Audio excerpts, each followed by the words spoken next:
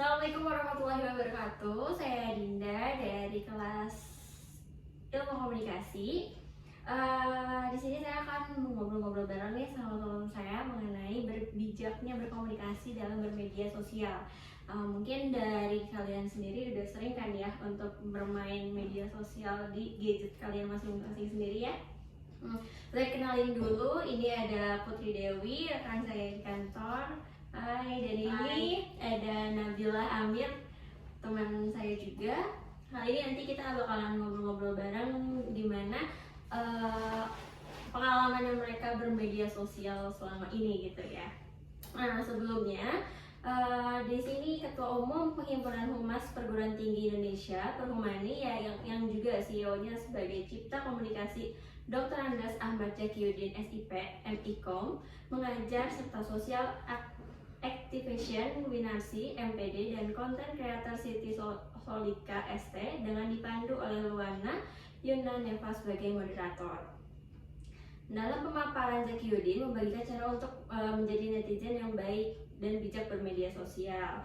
Kalian punya pengalaman apa sih selama bermedia sosial di misalnya lebih boomingnya di zaman sekarang ya, yang dimana ada TikTok, Twitter, Instagram, atau misalnya WhatsApp grup kayak gitu-gitu kan, mungkin ada banyak juga nggak sih impact yang kalian dapetin, atau misalnya kalian pernah diserang netizen gara-gara media sosial kamu atau postingan kalian yang memang benar-benar ada mengandung sara mungkin menurut netizen atau hal lainnya, atau misalnya ada mengandung yang kayak pelecehan kayak gitu. Kalian pernah nggak sih ngedapetin teguran atau misalnya banyak banget yang buat mungkin bisa jadi mental, atau misalnya bisa jadi ngeliat seperti itu kayak lelucon gitu loh? Boleh? Aku pernah sih ngepost foto di Instagram, foto mungkin sekarang terkenal kayak outfit kali ya, mau sharing outfit gitu, terus share di Instagram, di feed IG. Sebenarnya pakaiannya tertutup panjang, di kerudung juga kan, karena saya berkerudung, tapi ada mungkin teman saya bercanda atau gimana, tapi menurut saya kurang enak aja gitu kata-katanya, kayak misalnya jelek lah atau jumbo yang body shaming kayak gitu. Oh iya sering juga ya. Kadang aku juga suka sih kayak digituin gitu ya. Sebenarnya kayak nggak enak juga ya, tapi ya itu mah jari-jari mereka nya sendiri. Kalau Mbak Amir pernah nggak? Kalau pernah, waktu itu aku upload video TikTok. Oh, TikTokers sebenarnya? Iya, bisa. Coba. Jadi waktu itu aku upload video TikTok. Nah, aku pakai sound TikTok itu kayak emang berbau pelecehan gitu. Oh iya. Terus Contohnya apa? Jadi soundnya itu gini, yo bitch, suck my dick. Gitu. Terus FYP tuh akhirnya ada netizen yang komen, katanya apa sih ngomong apa ya, pokoknya intinya kita tuh nggak mau dilecehin tapi kita sendiri yang mengundang dengan konten seperti itu.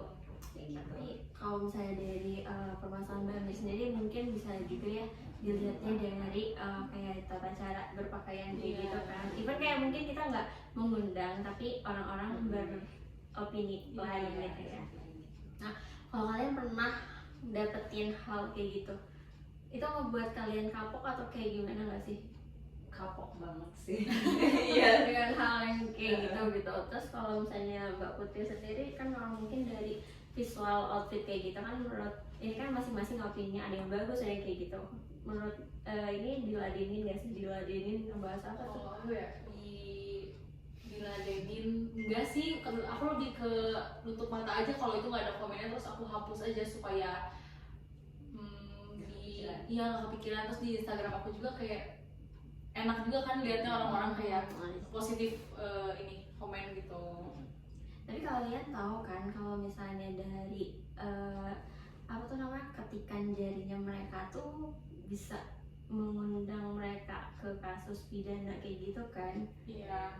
Tapi menurut kalian ya, sebelum emang bener-bener yang real merugikan banget sih ya gitu, jadi ya udahlah masih dimaafin aja gitu ya. Kecuali kalau misalnya mau udah berat banget yang ya mungkin beda-beda juga ya pendapat yang namanya berat itu pelecehan atau apapun ya, beda-beda ya dari masing-masing orang kayak gitu. Kalau kalian sendiri selama ini bermedia sosial aman gak sih? Maksudnya dari apa ya, pendapatan informasi mungkin ya bermedia sosial lebih banyak juga. Kalau misalnya impact yang nggak baik dari bermedia sosial itu banyak juga nggak sih? Banyak sih, sekarang kan udah mulai banyak tuh muncul-muncul video yang berbau sara ya. Nah jadinya gimana ya, agak kepikiran juga ya Mbak ya, karena udah gimana ya, kita ngelihat takutnya di sekeliling kita juga melakukan hal yang kayak gitu juga ya.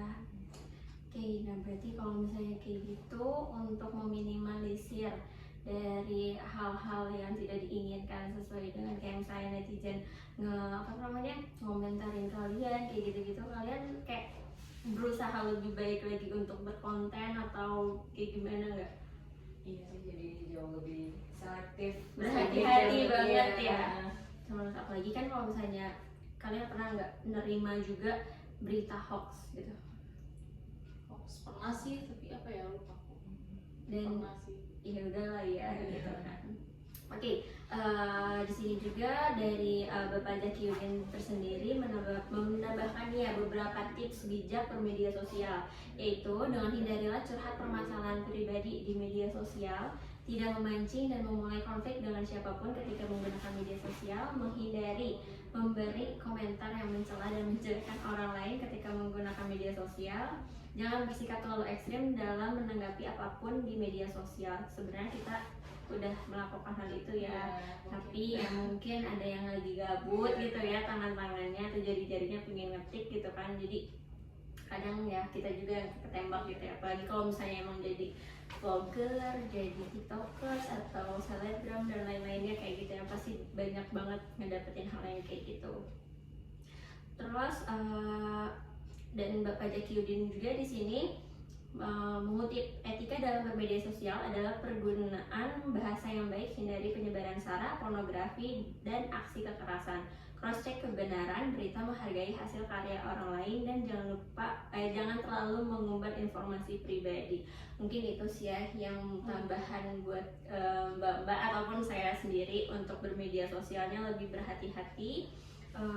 Mungkin dari kriminalitas juga mulainya dari situ juga, untuk penipuan, berkedok jual beli online, penculikan, pemerkosaan, penggelapan, pembajakan akun media sosial, serta prostitusi online. Dan ya sekarang kita harus berhati-hati juga ya nyimpen akun-akun kita gitu, karena kan sebenarnya gadget kita sendiri juga ya sebagai privacy kita sendiri kayak gitu.